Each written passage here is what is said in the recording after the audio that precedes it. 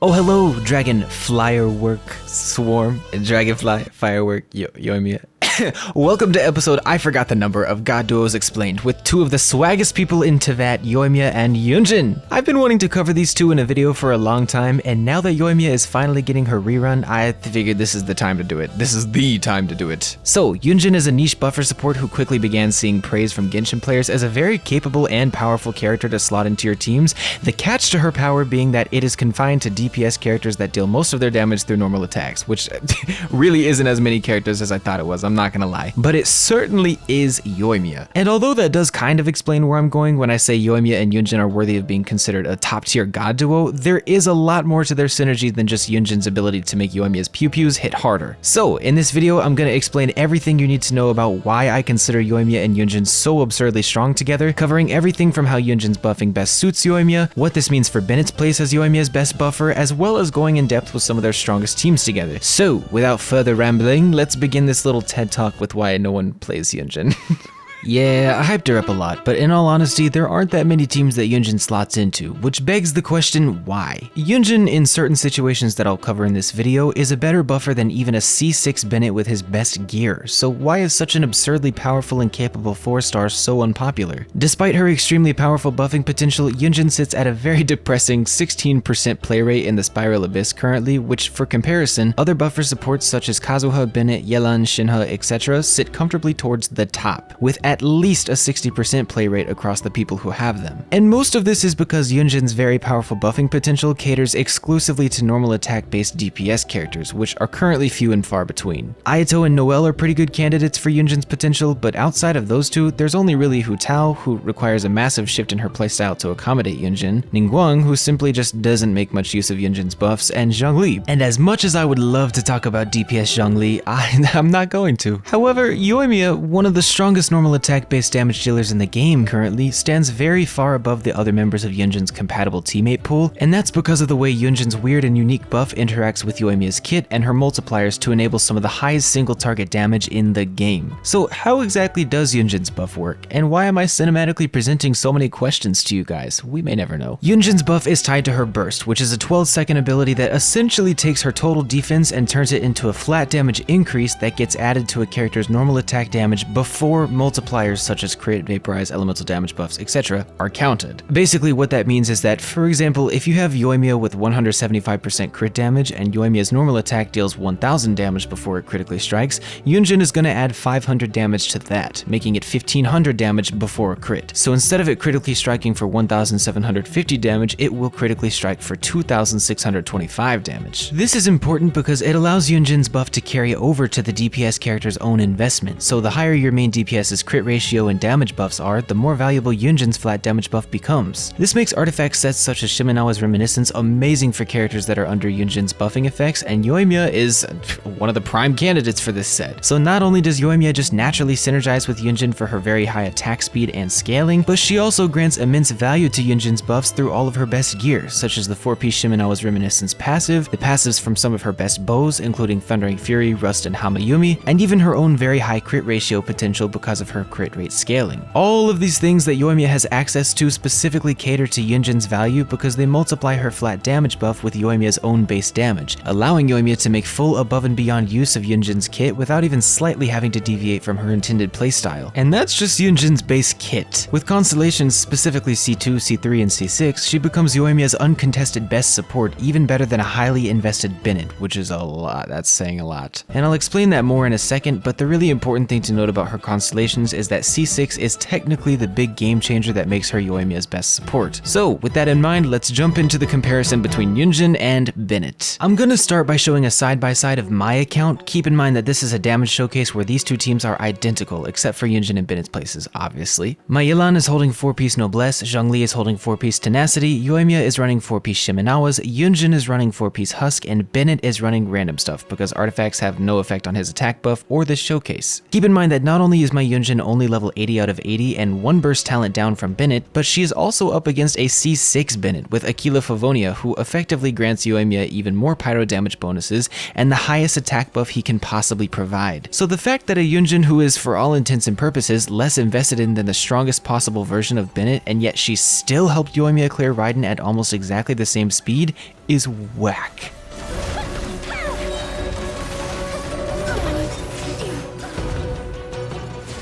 So we're gonna do some math to explain that, and to prove that Yun Jin is capable of being mathematically Yoimiya's best support. Given that my Bennett is already completely maxed out, I couldn't fairly compare him and Yun Jin on my own account, so I chalked up a theoretical and very simplified scenario in which Yoimiya performs 3 normal attack strings on an enemy inside of her skill. In this scenario, we're using my actual Yoimiya's stats, so level 90 C2 with 215% crit damage, R1 Thundering Pulse, and a 4-piece Shimenawa's Reminiscence. Also, to simplify the math and make it more digestible, we aren't taking into account enemy resistances, and we're assuming all the hits critically strike and all of the correct attacks vaporize. So at C3, Yun Jin is able to buff Yoimiya to the point where her full rotation will deal roughly 1,256,592 pyro damage, which, to compare with Bennett's side of this rotation, is roughly 14% worse than how much a C6 Bennett with his strongest weapon can buff Yoimiya's rotation. His own buff helps Yoimiya come in at an absolute maximum of 1,433,160 pyro damage, which is huge, very swag. However, in this exact same scenario, if we give Yun Jin C6 instead of C3,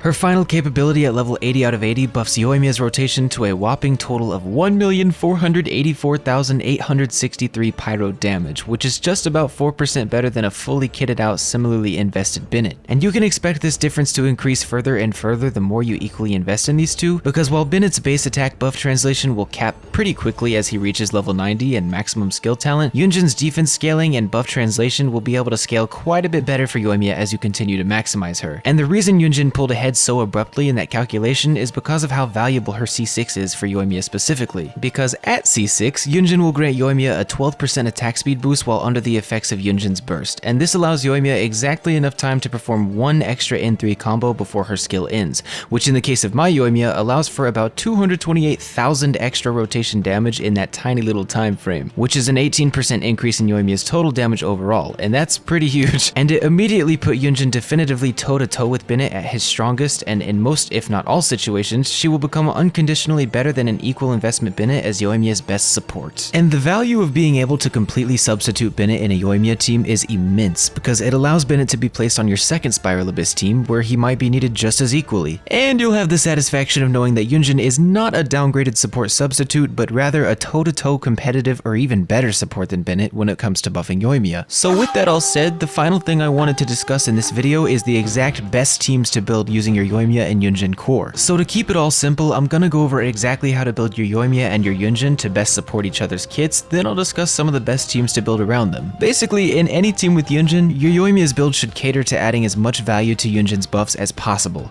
This means weapons such as Thundering Pulse and R5 Rust are going to be amazing options because of their crit value and or normal attack damage bonuses, making these two weapons specifically amazing to help scale the value of Yun Jin's buffs. And by extension, a lot of other crit value weapons and damage bonus weapons such as Aqua Simulacra, Hamayumi, Skyward Harp, and Polar Star are also respectable for Yoimiya's build in this team style. Keeping with the logic of equipping Yoimiya with gear that adds value to Yun Jin's buffs, the most powerful artifact set for this team will almost always be a 4-piece Shimenawa's Reminiscence. The massive normal attack damage bonus from the 4-piece effect will benefit Yoimiya significantly, and although a really good 4-piece Crimson or a great 2-piece Crimson 2-piece attack set could technically pull ahead in some cases, as long as your substats are good, Shimenawa's will almost always be Yoimiya's best set when she's with Yun Jin. It's also worth mentioning that in this team, the damage output is so heavily focused on Yoimiya's normal attacks that you really won't need to prioritize energy recharge for her burst. Not to say you should ignore it, but it won't be accounting for enough of this team's damage to warrant going out of your way to boost its uptime. So rather than ER percent, focus mainly on your crit value and your attack percent stats. As for Yun Jin's build, your goal is very straightforward. Stack a bunch of ER percent and defense percent to make sure her burst is always ready and always powerful. So with that said, her best weapons overall are going to be Engulfing Lightning, Prototype Star Glitter, and the Catch, all three of which are her best simply because of their high ER percent bonus. And Favonius Lance is generally a great weapon on Yun Jin, but ironically it's not always great for her with Yoimiya because there's already a very little stress to fund energy in these teams, especially when Yoimiya is running 4-piece Shimenawas. So you'd be cutting out extra ER and defense substats for crit rate on a passive that doesn't even have much value anyways. Yun Jin's best artifact set with Yoimiya will almost almost always be a 4-piece Husk of Opulent Dreams for the massive 54% defense bonus it grants to Yun Jin, which obviously will significantly help the power of her buff for Yoimiya. However, in some cases, especially if your Yoimiya isn't enjoying Pyro Resonance or external attack buffs, you can run a 4-piece Noblesse Oblige on Yun Jin and end up receiving almost identical total team damage,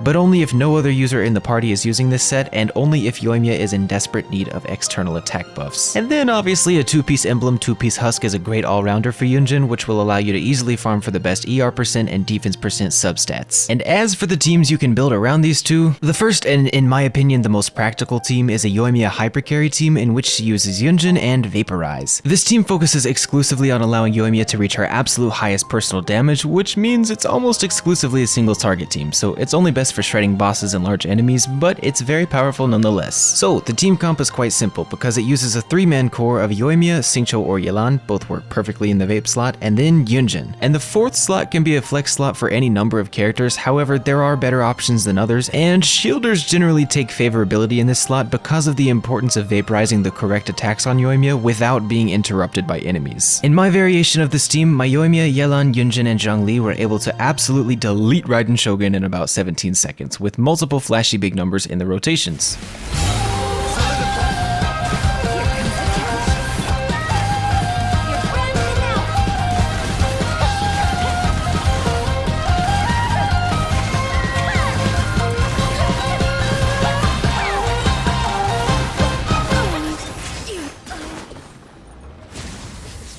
Another of Yoimiya and Yun Jin's strongest teams is a Mono Pyro Hypercarry team in which you run the duo with Bennett and a Viridescent Shredder. The team focuses on amplifying Yoimiya's raw pyro damage to the point where she's dealing almost as much damage as she would with reactions, the only caveats to the team being that there isn't a shielder, so you're more susceptible to interruption, and also the team is still mostly single target. Kazuha is by leaps and bounds the best unit for the Animo slot because of his ability to buff Yoimiya's pyro damage bonus on top of Viridescent Shred, but a C6 Sucrose can be a pretty decent alternative, and any other Animo unit can technically fill the spot simply for the Viridescent Resistance Shred. My own team in this example is kinda unrealistic because my Kazuha is triple crowned with C6 and R2 Freedom Sworn because I have an obsession, so he's contributing significantly more damage than the average Kazuha or any Animo unit will, but still, Yoimiya's own pyro damage in this team with the help of Yun Jin was absurdly high, and I'm not gonna lie, it actually surprised me how fast she whittled down Raiden.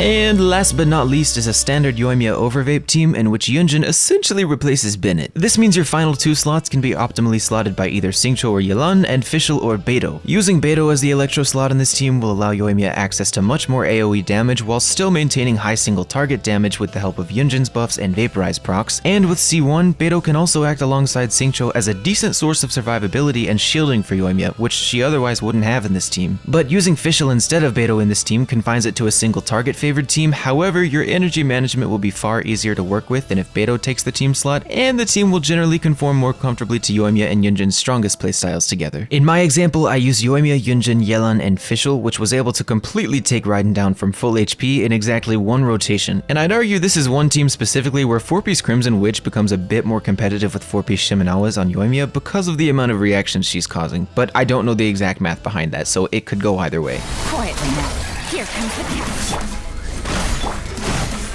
Your grand finale!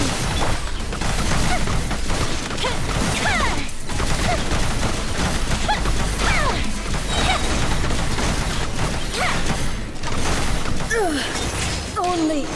emptiness. Overall, and in general with all of these teams, the main idea is that Yoimiya and Yun Jin are working together to deal absurdly high single target damage that competes with and often surpasses Yoimiya and Bennett's potential together, while the rest of the team helps to specialize in other niches, whether those niches are Vaporized teams for high single target damage, Mono Pyro team for simplicity and high raw pyro damage, or Overvape teams, where basically a whole bunch of things are happening at once. And in general, the extremely powerful synergy that Yoimiya and Yun Jin have together is one that I was excited to talk about for quite a long time. time. It's interesting to note how a lot of Yoimiya's strongest gear specifically caters to buffing her in ways that also benefits and scales Yun Jin's buffs. So it's extremely easy to slot these two together, and it's crazy knowing that Yun Jin has an even higher ceiling than Bennett when it comes to buffing Yoimiya. But yeah, if you enjoyed this video or it helped you in any way, please leave a like and consider subscribing because it helps my channel, and also join my Discord server because I would love to see you around and say hello to you. Alright, I'm gonna go be a Yoimiya main for a few weeks again until Sumeru comes out.